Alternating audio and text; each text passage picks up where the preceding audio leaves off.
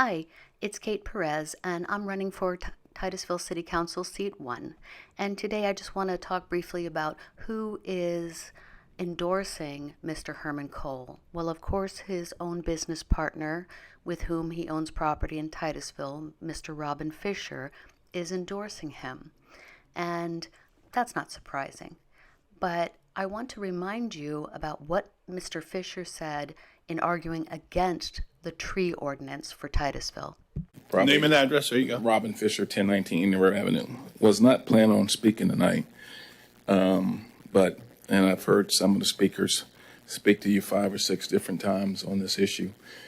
I got a business, so I care about everything that everybody out here says to care about, but I tell you, I don't like this ordinance.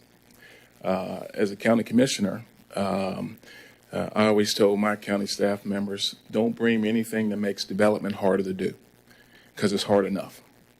And if you ever try to develop anything in this town or this county, the rules and ordinance that you have to go through today makes it very, very difficult to develop.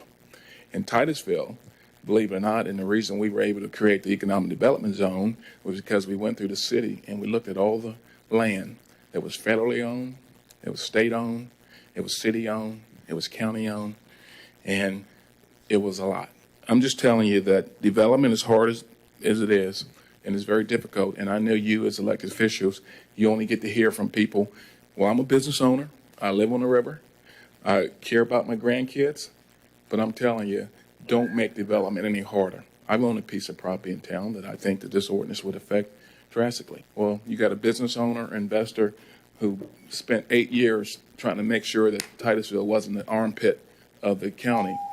That's right, you guys. We should thank Mr. Robin Fisher that Titusville is no longer the armpit of the county.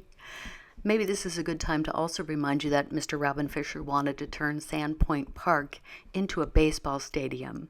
And he fought really hard to do so, but we fought back harder. Thank goodness it's still a park.